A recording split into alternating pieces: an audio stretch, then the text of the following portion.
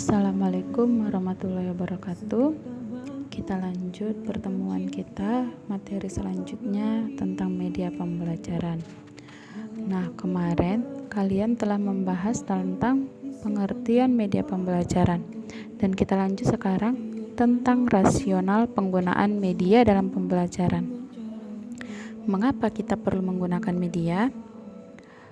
Karena media itu adalah ketertarikan siswa untuk belajar, ketertarikan.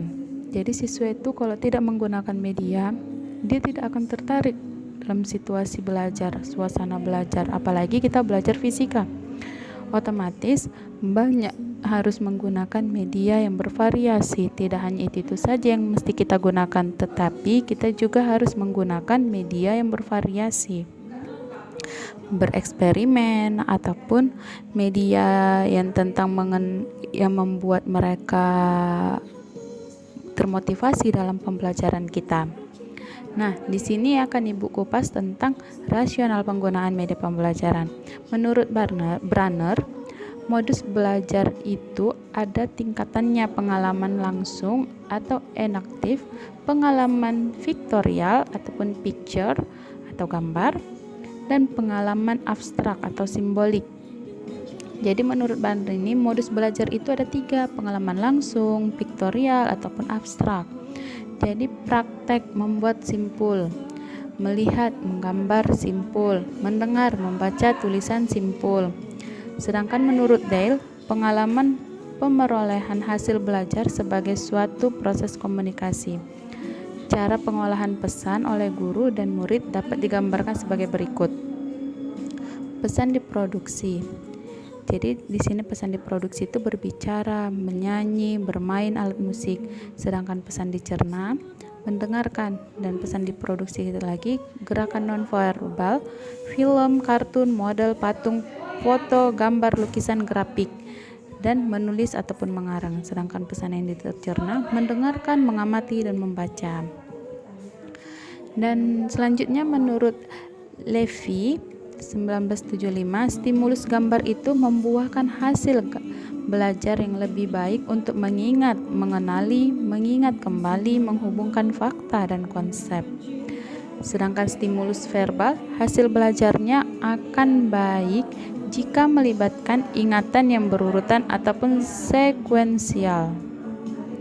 Belajar yang menggunakan indera ganda ataupun pandangan dan dengar akan memberikan hasil yang lebih baik. Makin banyak melibatkan panca indera, maka proses belajar akan makin baik.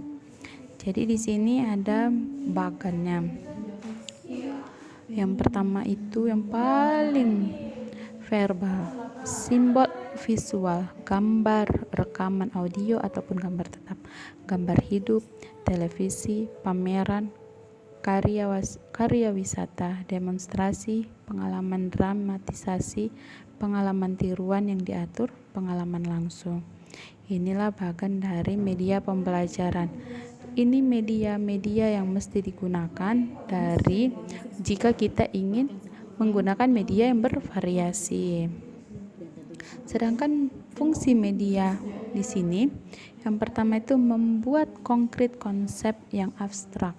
Jadi membuat konkret konsep yang abstrak itu konsep yang meluber kita konkretkan, kita ringkas secara abstrak dia, dan mengetengahkan bagian tertentu yang dianggap penting, memberikan pengganti pengalaman langsung, mendekatkan objek yang sukar atau berbahaya untuk didekati, memberikan pengalaman segi pengamatan mata atau telinga, menyajikan perbedaan warna secara visual, menyajikan informasi yang memerlukan gerak.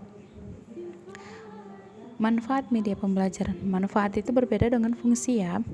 Manfaatnya di sini penyampaian pesan pembelajaran dapat lebih baku, pembelajaran bisa lebih menarik, pembelajaran menjadi lebih interaktif, waktu pelaksanaan pembelajaran dapat diperpendek, kualitas pembelajaran dapat ditingkatkan, proses pembelajaran dapat berlangsung kapanpun dan dimanapun diperlukan secara individual.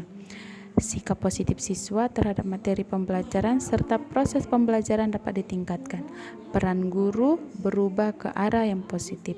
Beban guru untuk menjelaskan berulang-ulang dapat dikurangi. Itulah manfaat dari media pembelajaran. Sedangkan klasifikasi media pembelajaran di sini yang pertama bahan yang mengutamakan kegiatan membaca atau simbol kata dan visual, bahan cetakan dan bacaan. Bahan. Jadi sebelum kita membuat media, kita harus terlebih dahulu mempunyai bahannya. Apa bahan yang akan kita gunakan untuk membuat media? Dan yang kedua alatnya. Alatnya itu apa? Alatnya misalnya audiovisual atau media proyeksi ataupun OHP, media non proyeksi, papan tulis, poster, papan tempel, komik, bahkan diagram, gambar grafik, benda 3 dimensi, benda tiruan, diorama, boneka, topeng, globe, pameran, dan museum. Jadilah itulah alat-alatnya. Sedangkan yang ketiga, media yang menggunakan teknik atau mesin, contohnya slide, film rekaman, radio, televisi, video, VCD, lab, elektronik, perkakas, auto-instruktif, ruang kelas otomatis, sistem interkomunikasi, komputer, dan internet. Dan selanjutnya kumpulan benda-benda peninggalan sejarah, dokumentasi. Jadi peninggalan sejarah itu pun juga bisa kita gunakan untuk media dalam belajar dalam sejarah. Contoh-contoh kelakuan ataupun perilaku mengajar. Contoh-contoh perilaku ini bisa juga, misalnya ada kayak hukum Newton 3, aksi reaksi. Kita bisa mencontohkannya bagaimana aksi dan reaksi tersebut. Dan lanjut kita ke pembagian jenis dan karakteristik media pembelajaran. Di sini ada 3 yang mesti dilihat. Yang pertama dilihat dari aspek bentuk fisik. Apa aja itu? Yang pertama media elektronik. Apa itu media elektronik? Contohnya TV, film, radio, slide, video, VCD, DVD, LCD, komputer, internet, dan lain-lain. Itulah untuk media elektronik. Sedangkan non elektronik di sini buku, modul, diktat, media grafis, handout, alat peraga. Itulah media-medianya.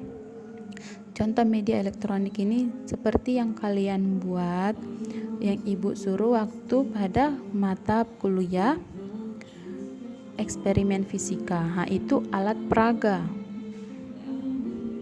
Sedangkan elektronik itu, misalnya PowerPoint, itulah elektronik. Infocus itu elektronik, film, komputer, LCD, itu macam-macaman elektronik.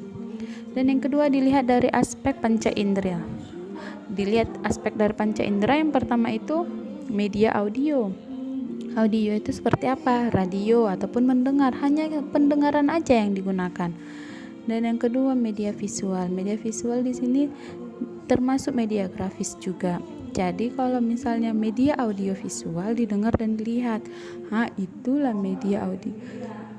Gambar ataupun film, itulah media audio visual.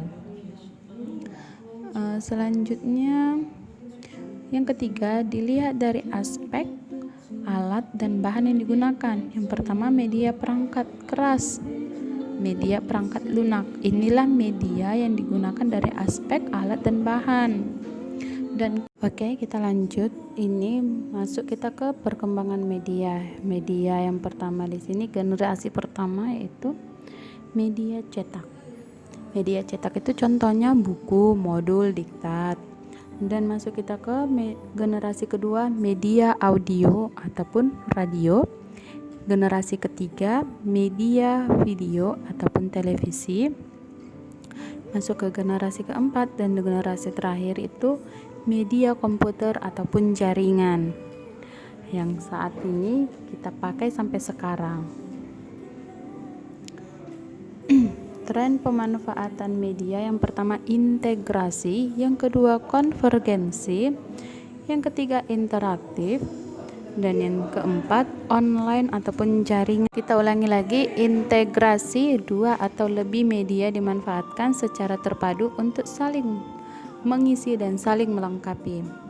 Dan yang kedua, konvergensi, penggabungan berbagai tipe media, teks, foto, grafik, suara, video, dan animasi ke dalam satu buah media tertentu. Dan selanjutnya, interaktif, adanya komunikasi dua arah antara media dengan pengguna dalam bentuk stimulus dan respon. Dan yang terakhir, jaringan. Jaringan di sini informasi disimpan di server dan pengguna dapat mengakses dari mana saja serta kapan saja ia punya kesempatan. Oke. Mungkin materi yang Ibu sampaikan hari ini cukup sekian, dan untuk tugasnya silakan dikerjakan tugasnya dan dikirim ke Sepada seperti biasa. Ibu akhiri, Assalamualaikum warahmatullahi wabarakatuh.